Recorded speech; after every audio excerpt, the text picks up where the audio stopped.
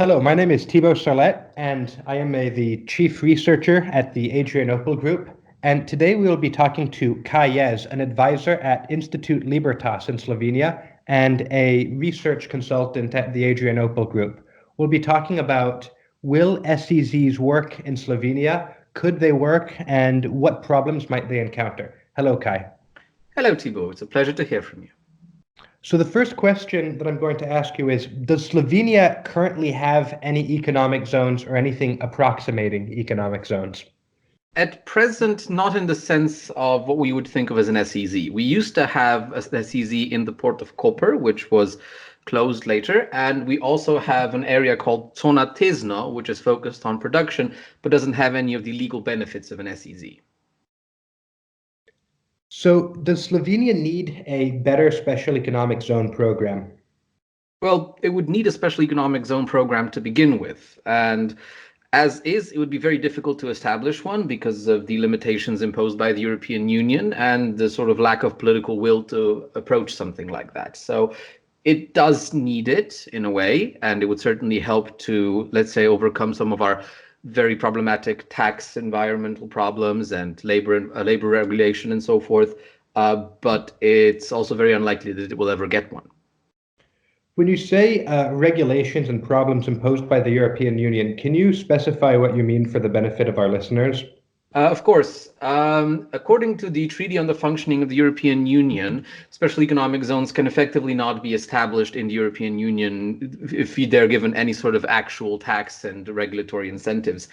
There were cases when they tried to establish one in Thrace, in Greece, and this was denied, and even the European Commission was very much pressing us to close or alter the Koper zone when it existed because they felt that it was creating undue tax competition, which is a somewhat backwards view on the issue, but it's one that the EU has touted repeatedly. There are some zones in the European Union, but those have mostly been grandfathered in from pre-EU programs, and the establishment of new ones is almost unheard of as is.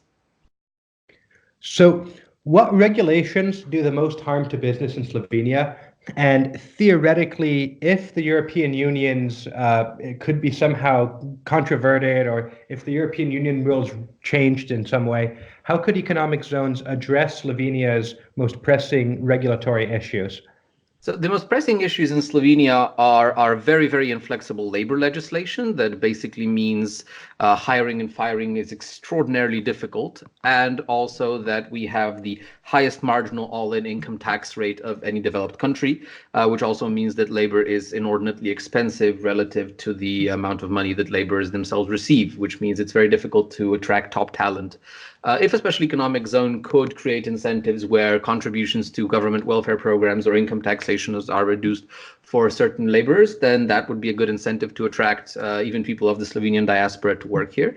And there's also other regulatory issues that relate to licensing and so forth that prevent businesses from functioning well in Slovenia.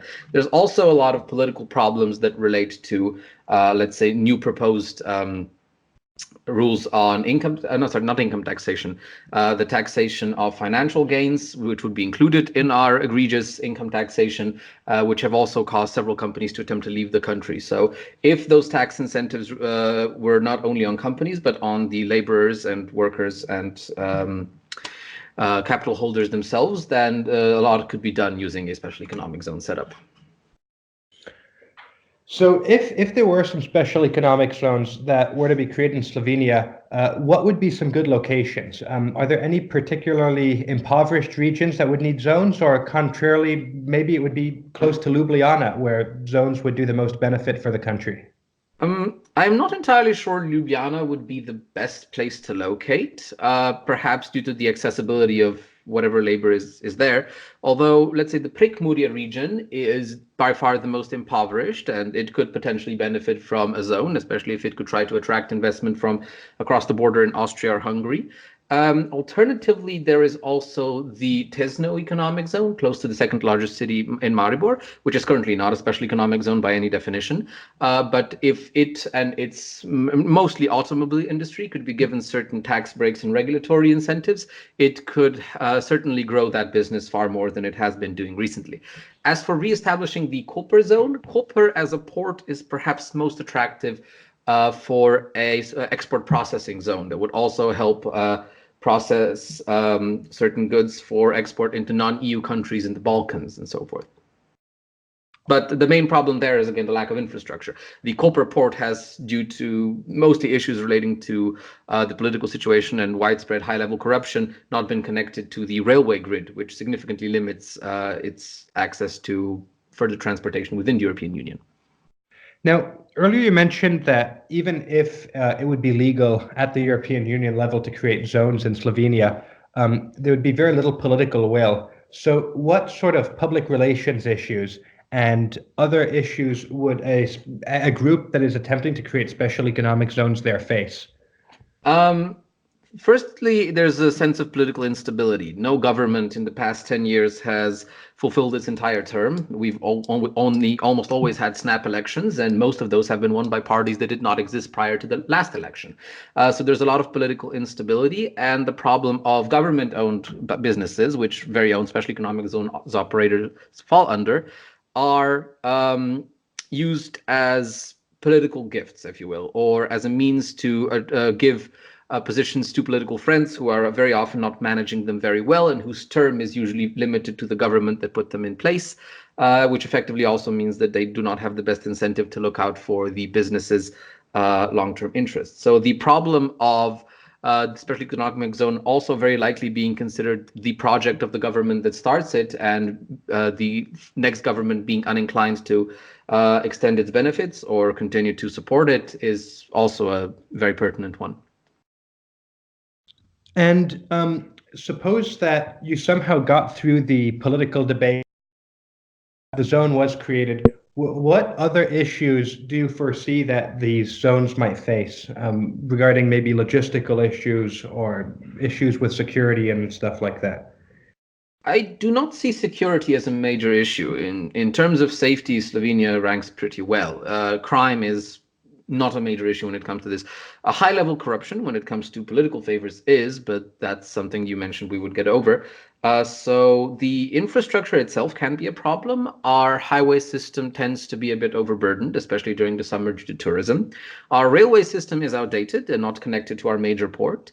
And we only have access to one major airport, which mostly focuses on passenger flights.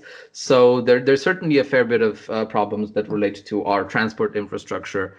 And of course, if exemptions are not created for income taxation and other regulatory problems, then there's always the fact that Slovenia is not a very friendly country when it comes to foreign investment in business, and many investors would likely be put off if the incentives provided in the zone are not substantial and broad. So do you have any closing thoughts on the prospects for special economic zones in Slovenia?